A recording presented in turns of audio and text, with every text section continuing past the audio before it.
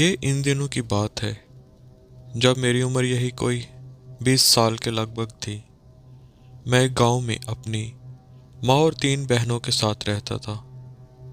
اس گاؤں کے لوگ بہت ہی سچے، کھرے، سادہ اور پرخلوص تھے، مگر ایک عادت جو بزرگوں سے لے کر کم سن بچوں میں بھی کوٹ کوٹ کر بری تھی، وہ ان میں توہم پرستی تھی۔ وہ ہر ایک انہونی کے بارے میں مختلف قیاس کرتے، مگر یہ ایک ایسا واقعہ ہے جس نے گاؤں کے لوگوں کو تو ہراساں کیا ہی، مگر میرے جیسے سر پھیرے نوجوانوں کو بھی خوفزدہ کر دیا۔ ہم جو گاؤں والوں کی باتوں کا مذاق اڑاتے تھے، اس واقعے کی شروعات اس طرح سے ہوئی۔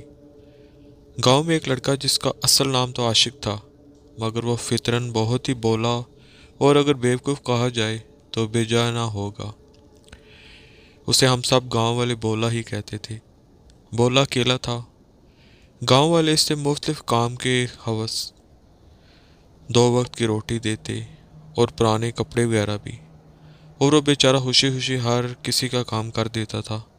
مثلاً گھاس کاٹ دیتا، درختوں سے سوکھی ہوئی لکڑیاں بطور ایندھن لاتا، یا پھر بکری، بھیڑوں اور گائے بھینسوں کے چارے لے آتا۔ اس کے علاوہ بھی وہ مختلف کام کر دیتا، اور جب بھی اسے فرصت ملتی تو گاؤں والوں کی بکریاں اور دیگر مویشی بھی چراتا۔ ایک شام وہ جب بکریاں لے کر گاؤں کی طرف آیا تو ان بکریوں میں سے ایک کم تھی۔ وہ بکری ایک بہت ہی لڑاکو اور ضدی شخص اکرم کی تھی۔ اپنی بکری نہ پا کر وہ بولے پر بہت بگڑا اور اسے ڈھونڈنے کے لیے واپس بھیج دیا۔ شام سے رات ہو گئی مگر بولا نہ آیا، نہ بکری، حتیٰ کہ رات گزر گئی مگر بولے کا کوئی اتا پتہ نہیں۔ اگلے دن سب گاؤں والوں نے مل کر اسے ڈھونڈا مگر وہ کہیں نہیں ملا۔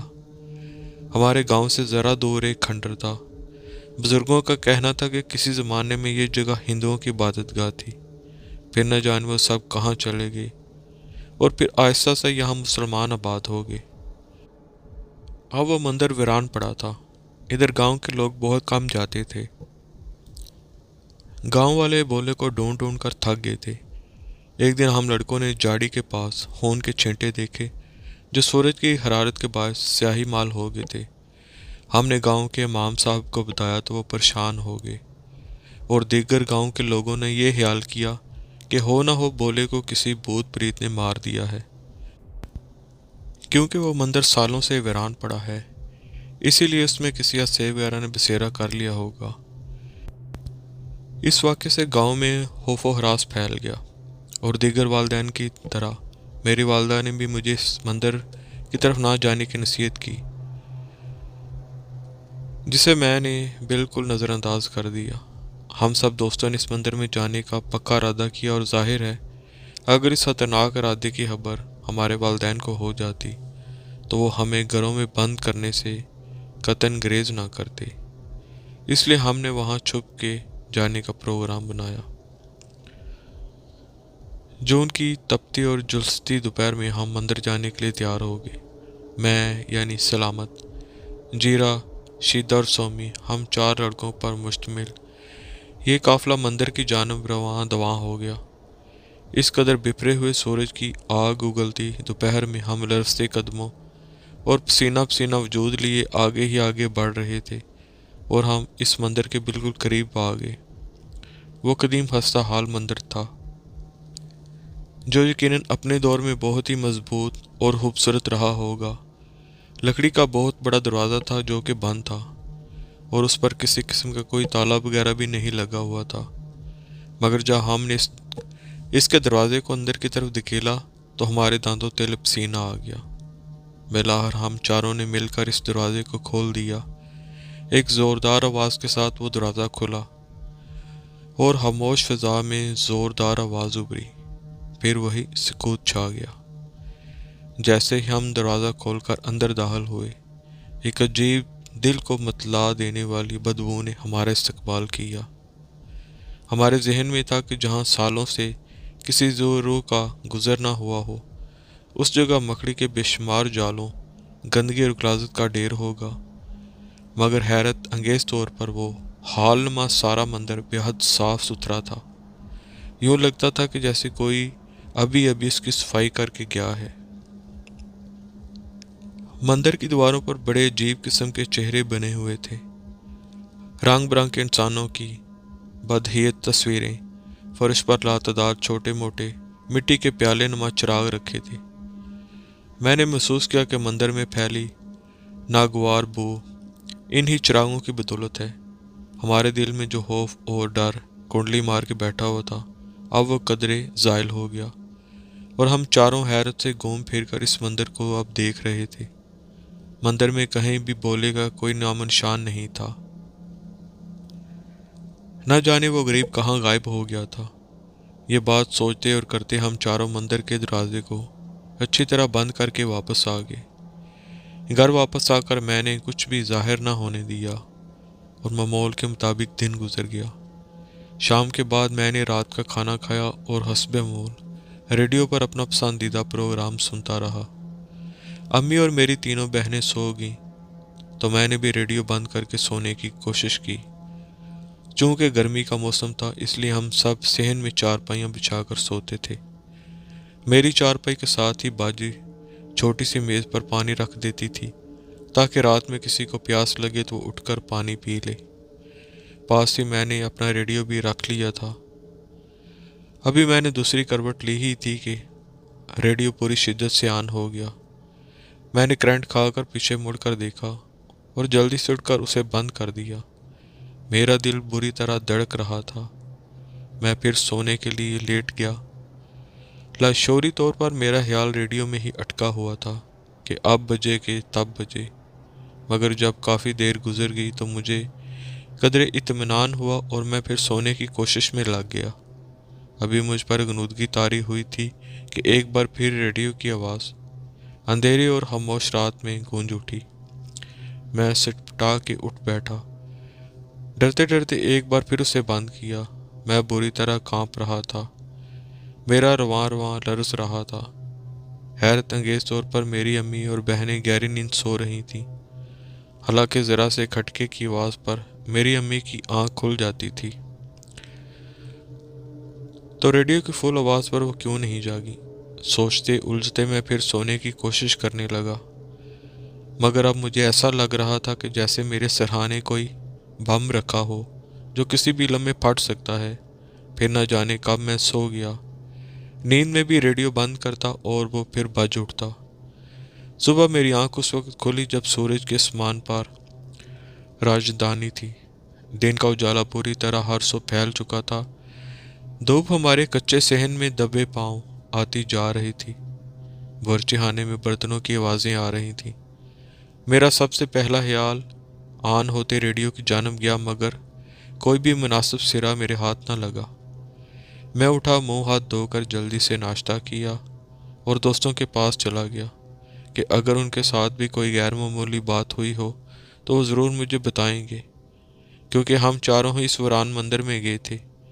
مگر ان تینوں میں سے کسی نے بھی کوئی اس قسم کی بات نہ کی تو میں نے بھی بتانا مناسب نہ سمجھا اور کچھ دیر کے بعد گھر واپس آ گیا۔ اس کے بعد ایک ہفتہ بالکل حریت سے گزر گیا اور کوئی بھی ایسی بات نہ ہوئی کہ جس سے میں خوفزدہ ہوتا یا پریشان ہوتا۔ ہمارے گاؤں کے نزدیک ایک اور گاؤں تھا جہاں میری امی کی منہ بولی بہن کا جیٹ فوت ہو گیا۔ امی کا جانا ضروری تھا۔ امی کے ساتھ میں بھی وہاں گیا۔ نماز جنازہ کے بعد امی نے مجھ سے کہا کہ میں گھر واپس چلا جاؤں کیونکہ وہ 2 دن رکیں گی۔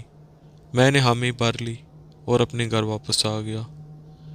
دونوں گاؤں کے درمیان فاصلہ زیادہ نہیں تھا اور باقی دنوں کی بنسبت موسم بھی کافی خوشگوار تھا، اس لیے پیدل چلتا ہوا اپنے گھر کی جانب رواں تھا۔ راستے میں ہمارے گاؤں کا قبرستان تھا۔ میں وہاں سے گزر رہا تھا کہ اچانک وہاں سیاہ لباس میں ملبوس ایک وجود کو دیکھ کر بری طرح چونکا۔ اس کی پشت میری جانب تھی اور میں نے اندازہ لگایا کہ وہ کوئی عورت ہے۔ اس کے سیاہ لباس اس کے بال جیسے تھے جو اس کی کمر پر لہرا رہے تھے۔ اے کون ہو؟ میں نے اسے آواز دی، مگر اس نے پیچھے مڑ کر نہ دیکھا، نہ کوئی جواب دیا، بلکہ سیدھ میں چلنے لگی۔ تو فطری تجسس کے ہاتھوں مجبور ہو کر میں بھی اس کے پیچھے چل پڑا۔ क्योंकि मेरा मकसद ये मालूम करना था कि वो कौन है और इस कब्रिस्तान में क्या कर रही है। वो औरत सामने ही चलती जा रही थी। ये देखकर मैं बुरी तरह चौंका, क्योंकि उसका रुख मंदिर की जानब ही था। वो आगे आगे चलती जा रही थी। अब वो मंदिर से थोड़े फासले पर थी। मैं भी उसके पीछे था। एकदम से मैंने ठोकर खाई और खुद को संभालने की कोशिश की और बहुत कोशिश की, और मैंने अपने आप को संभाला और नीचे देखा कि मुझे किस शय से ठोकर लगी है। ज़मीन बिल्कुल साफ थी, मगर मुझे पाँव पर बड़े ज़ोर की चोट लगी थी। दर्द की लहर इस कदर तेज़ थी कि एक लम्हे के लिए इस पुरस्रार औरत का ख्याल मेरे जहन से निकल गया, और जब याद आया कि मैं किसी औरत का पीछा करते हुए यहाँ तक आया था तो मैं फ़ौरन अलर्ट हो गया। मगर अब वहाँ मेरे अलावा और कोई मौजूद नहीं था। मंदिर का दरवाज़ा हनूज़ बंद था और इर्द गिर्द तक वीराना था। मैंने मंदिर के चारों तरफ देखा, मगर वो औरत मुझे दिखाई न दी, और मैं फिर थक हार कर अपने घर वापस आ गया। मगर मेरे जहन से इस औरत का नज़र आना और फिर एकदम से गायब हो जाना फरामोश ना हो सका। फिर तो इसके बाद मंदिर के पास जाना मेरा रोज़ का मामूल बन गया। ये अलग बात है कि मैं उसे खोलने और अंदर जाने की हिम्मत ना कर पाता। एक रोज़ मैं किसी वजह से मंदिर ना जा सका तो सारा दिन अजीब सी बेचैनी मुझे रही। जाने क्यों मुझे महसूस हो रहा था कि कोई मकनातीसी कशिश मुझे अपनी तरफ खींच रही है, और फिर मुझ पर जैसे मेरा अख्तियार ना रहा हो। मैं मंदिर की जानब खिंचता चला गया, और मैं उस वक्त चौंका जब मुझे किसी ने मेरा नाम लेकर पुकारा। मैंने गर्दन मोड़कर आवाज़ की सिमत देखा तो मस्जिद के पेशे इमाम मुझसे कुछ कह रहे थे। मुझे कुछ सुनाई नहीं दे रहा था, बस इमाम साहब का चेहरा किसी धुंधली तस्वीर की मानत लग रहा था। फिर जैसे मेरे असाब पर हावी वो गैर मरी कुव्वत उतर गई तो एकदम से मुझे हर चीज़ वाज़िया दिखाई देने लगी। मस्जिद के इमाम साहब परेशानी के आलम में मुझसे मेरी तबीयत का पूछ रहे थे। मैंने इन्हें मतमीन किया और उनके साथ ही बातें करते हुए वापस मुड़ गया। मगर जाते वक्त मैंने मंदिर पर निगाह ज़रूर डाली थी। अगले दिन का सूरज बहुत ही क़यामत से साबित हुआ। मेरा दोस्त जीरा गायब हो गया था। भोले की तरह जीरा का भी कोई पता न लग सका। उसके घर वाले और हम सब ने मिलकर उसे बहुत ढूंढा, मगर भोले की तरह उसका भी कोई सुराग ना मिल सका। भोले के बाद जीरे का गायब हो जाना गांव वाले के लिए बायस परेशानी था। जीरे के घर वालों का सदमे से बुरा हाल था। मैं उनके घर गया। उसकी वालदा जीरे की गुमशुदगी से बहुत बीमार थी। उसकी वालदा का कहना था कि कुछ दिनों से जीरा कुछ अजीब किस्म की हरकतें कर रहा था। वो अक्सर खुद से ही बातें करता रहता। रात को बाज़ औक़ात पूरे गांव में फिरता। गांव के कुछ लोगों ने बताया कि हमने कई मरतबा जीरे को मंदिर के पास देखा। हम उससे पूछते कि वो वहाँ क्यों जाता है, मगर वो टाल देता। इस वाक़े के बाद गांव में एक बार फिर खौफ व हरास और तशवीश की लहर दौड़ गई। गांव की गलियों में वो आवारा फिरते बच्चे भी घरों में दबक गए। गांव में काम करने वाले अफराद भी जल्द ही अपना काम ख़त्म कर देते और जल्द अपने घरों को लौट जाते। एक दोपहर खाना खाकर मैं यूं ही घर से बाहर निकला। उस वक्त कड़कती धूप में कम लोग ही बाहर निकलते। उस वक्त भी वीरानी ही थी। गांव से बाहर निकलकर मैं आहिस्ता आहिस्ता चलता हुआ दरख्तों के साए में खड़ा हो गया। जाने किस ख्याल के तहत मैं इस समेत आ गया जहां मंदिर वाज़िया नज़र आ रहा था। फिर मैंने इस तरफ जाते हुए एक शख्स को देखा और बुरी तरह चौंका। भला इस वक्त इस कदर वीरान जगह पर कौन जा सकता है। मैं उलझते हुए से पहचानने की कोशिश करने लगा, और ये अंदाज़ा लगा कर मैं बुरी तरह चौंका कि वो मेरा दोस्त सोमी था, जो हरामा हरामा चलता हुआ मंदिर के नज़दीक पहुंचता जा रहा था। मैंने उसे पूरी शिद्दत से आवाज़ दी, सोमी सोमी, मगर वो इर्द गिर्द से बेनियाज मंदिर का दरवाज़ा खोल चुका था। ये देखकर मेरे हाथ पांव फूल गए اور میں بے اختیار چلاتا ہوا مندر کی جانب آندھا دن دوڑ پڑا، مگر میرے پہنچنے سے پہلے ہی وہ مندر میں داخل ہو گیا۔ میں سر پٹ دوڑتا ہوا وہاں تک پہنچ گیا، پھولی سانسوں اور دھڑکتے دل کے ساتھ دروازہ کھول کر اندر گیا، اور یہ دیکھ کر میری جان نکل گئی کیونکہ مندر خالی پڑا تھا۔ میں نے خود اپنی آنکھوں سے سومی کو اندر جاتے دیکھا تھا، مگر اب اس کا کوئی نشان نہیں تھا۔ مندر میں ان عجیب تصویروں اور بجھے ہوئے بے شمار دیوں کے سوا کچھ بھی نہیں تھا۔ میں پاگلوں کی طرح سومی سومی آواز لگاتا ہوا مندر میں چکراتا رہا، مگر سومی نے نہ ملنا تھا اور وہ نہ ملا، تو آنسو بہاتا اور گرتا پڑتا میں گاؤں کی جانب بھاگا۔ میں اس قدر وحشیانہ انداز میں چلا رہا تھا کہ گاؤں کے لوگ مجھے دیکھتے ہی پریشان ہو گئے۔ میں سومی سومی کہہ رہا تھا، میری حالت بہت غیر تھی، اور میں ہاتھوں کے اشارے سے مندر کی جانب لوگوں کو سمجھانا چاہتا تھا۔ میرے دیگر گوں حالت دیکھ کر گاؤں کے لوگوں کی چہروں پر حیرت تھی، اور مجھ سے کوئی بات نہیں بن رہی تھی۔ میرے اعصاب میرا ساتھ دینے سے انکاری تھے۔ بولی کا غائب ہونا، پھر جیرا، اور اب میرا جان سے پیارا دوست سومی، جسے مندر میں موجود کوئی غیر مری قوت نگل چکی تھی۔ میں کٹش تیر کی مانند زمین پر گر پڑا۔ بند ہوتی آنکھوں نے نیم جری سے سومی کے بھائیوں اور امام مسجد سمیت دیگر گاؤں والوں کو مندر کی جانب بھاگتے ہوئے دیکھا۔ اس کے بعد میں ہوش و خرد سے بیگانہ ہو گیا۔ جب مجھے ہوش آیا تو جانے کیا وقت تھا۔ کمرے میں نیم تاریکی تھی۔ آہستہ آہستہ میرے حواس ٹھکانے پر آ گئے۔ شعور کی حالت میں آتے ہی مجھے وہ منظر یاد آیا، سومی کا غائب ہونا، میرا اسے ڈھونڈنا، سب کو بتانا، پھر پتہ نہیں کیا ہوا۔ سومی کا خیال آتے ہی میں تڑپ اٹھا، تیزی سے کمرے سے باہر نکلا۔ وہ میرا اپنا ہی گھر تھا جو بالکل خالی تھا۔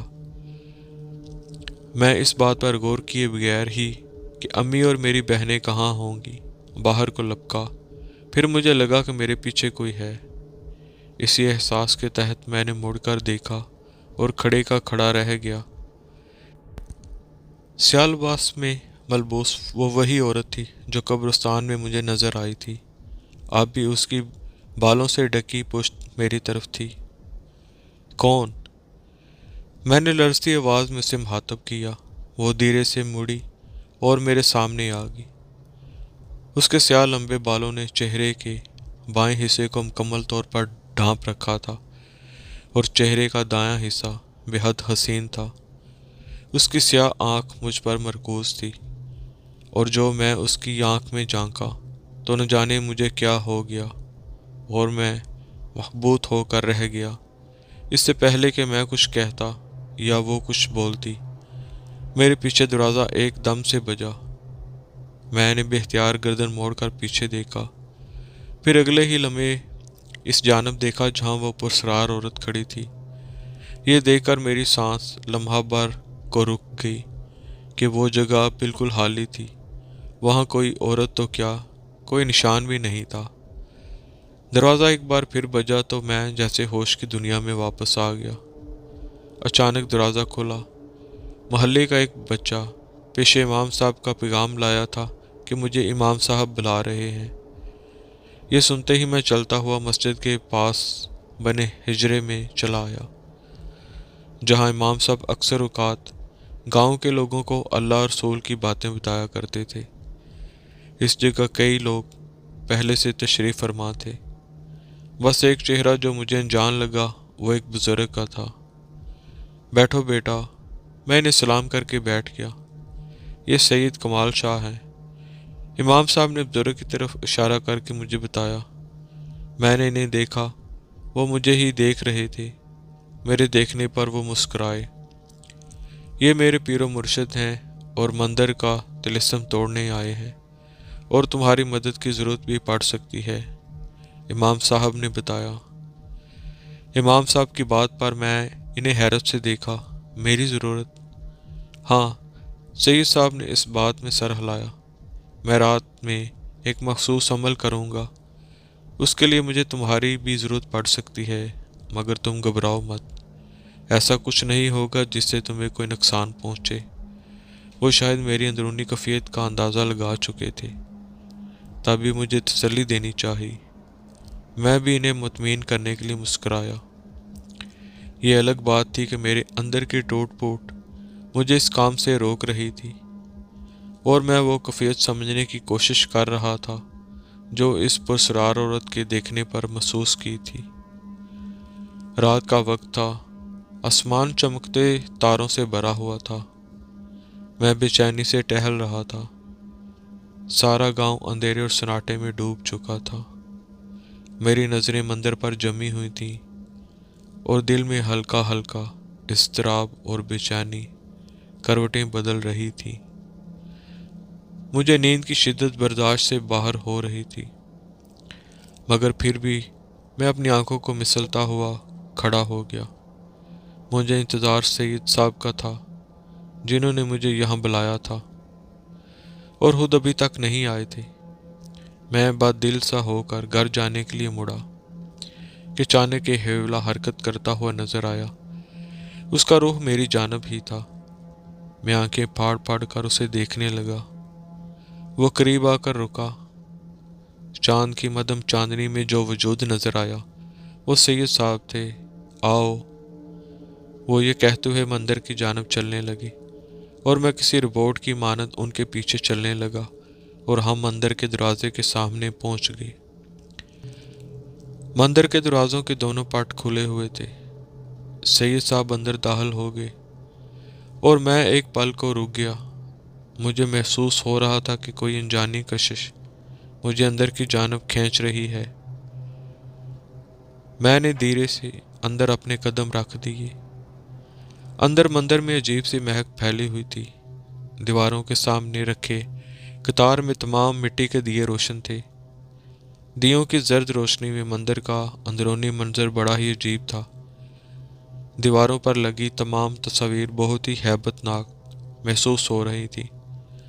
मुझे लगा इन सब की खौफनाक आंखें मुझे ही घूर रही हैं। रोशन चिरागों के दरमियान स्याह लिबास में मलबूस वही औरत बैठी थी। उसके स्याह बालों ने आज उसका चेहरा नहीं ढांप रखा था। उसका चेहरा चिरागों की रोशनी में वाज़िया था। उसके चेहरे का एक हिस्सा बेहद हसीन था और दूसरा हिस्सा बेहद स्याह था, यूं जैसे बुरी तरह झुलस गया हो। जर्द रोशनी में उस वक्त उसका चेहरा बहुत ही भयानक लग रहा था, और हैरत की बात यह थी कि मुझे उससे बिल्कुल भी खौफ महसूस नहीं हो रहा था। मैं धीरे धीरे कदम उठाता उसके करीब पहुंचा और सामने बैठ गया। वो मुस्कुराई। वो कुछ कह रही थी। जुबान मेरी समझ से बाहर थी। ऐसे लगता था कि जैसे वो कोई मंत्र पढ़ रही हो। अजीब सहर सा था उसकी आवाज़ में। मेरे जहन पर गनुदगी सी तारी हो रही थी। मैं मदहोश सा हो रहा था। फिर मैंने देखा कि वो एकदम उठ खड़ी हुई और मुझ पर नींद तारी हो गई, और नींद की हालत में शायद मैं कोई ख्वाब देख रहा था। वो चीख रही थी और कोई उस पर कुछ फेंक रहा था। फिर वो एकदम धुआं बन गई। बहुत सी आवाज़ें सुनाई दे रही थीं। हर कोई मुझ पर झुका, उठ जाओ की आवाज़ सुनाई दी। फिर जैसे ही एकदम बूंदें पड़ने लगी, नन्ही नन्ही बूंदें मेरे चेहरे पर बरस रही थीं, और मैं अपनी आंखें मलता हुआ उठ बैठा। मेरे सामने सैयद साहब हाथ में पानी का गिलास लिए खड़े थे और मुझे होश में लाने के लिए पानी का छींटा मेरे चेहरे पर डाल रहे थे। शुक्र है तुम होश में आ गए, वो सीधे होकर बोले। अब मेरा जहन आहिस्ता सा बेदाद हो चुका था। तमाम वाक़या एक बार फिर मुझ पर वाज़िया हुआ। तो क्या वो सब हकीकत था? औरत के सामने बैठना और फिर नींद का गलबा, सैयद साहब का इस औरत को काबू में करना। मैं हैरत से सोच रहा था। तुम वो पहले इंसान हो जो इस पुरस्कार औरत से बच गए, वरना जो भी यहाँ आता है बच के नहीं जाता। वो कौन थी? मैंने सैयद साहब से पूछा। वो एक हिंदू पंडित की बेटी थी। जिसे काले इल्म सीखने का बेहद शौक था। चूँकि पंडित की बेटी थी, इसलिए जानती थी कि उसका शौक कभी पूरा ना हो सकेगा, मगर इत्तेफाक से उसकी शादी एक ऐसे लड़के से हो गई जिसकी माँ भी काले इल्म की माहिर थी, और उसने अपनी सास से काला इल्म सीखा। और जब बेंत देने की बारी आई तो उसने अपने शोहर और सास को मार डाला।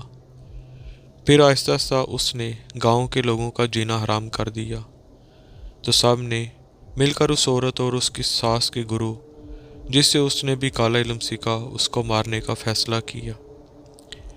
फिर एक रात लोगों ने उसके चलने वाली जगह पर आग लगा दी, जिसके उसके गुरु और चेले तो बचकर भाग गए, मगर इस औरत के चेहरे का एक हिस्सा जल गया, मगर फिर भी वो बच गई।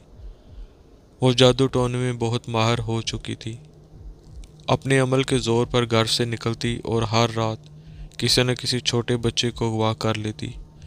उसके बाद वो उस बच्चे को मार कर उसका खून शैतान के कदमों में डालती, ताकि उसकी जादुई ताकत में मज़ीद इजाफा हो। और इस बात की खबर उसके बाप को होगी, तो उसके बाप ने मुफ्ती पंडितों के साथ मिलकर उसे मार कर उसकी रूह को उसी मंदिर में कैद कर दिया, क्योंकि अगर वो जिंदा रहती तो अपना खूनी खेल जारी रखती। एक तवील अरसा बाद बोले ने इस जगह कदम रखा, और शायद वो जख्मी था और उसके जख्मों से खून टपक रहा था। बोले के खून से वो जगह तर होगी जहाँ वो चिल्ला करती थी, और फिर इस औरत की बदरूह आज़ाद होगी, और फिर उसने अपना खूनी खेल शुरू कर दिया, क्योंकि अब उसकी रूह बगैर खून के नहीं रह सकती थी। इस तरह जीरा और सोमी भी उसका शिकार हो गए, और अगला निशाना तुम थे, मगर खुशकिस्मती से मेरा अमल पूरा हुआ और मैं तुम तक पहुंच गया। सैयद साहब ये बोलकर मेरे सर पर शफकत से हाथ फेर रहे थे। फिर हम दोनों गांव में वापस आ गए। सैयद साहब मस्जिद में चले गए और मैं अपने घर वापस आ गया। दूसरे दिन गांव के तमाम लोग मंदिर में मौजूद थे। फिर सैयद साहब के इशारे पर लोगों ने मंदिर को आग लगा दी, और यूं लोगों की इस असेबी मंदिर से जान छूट गई।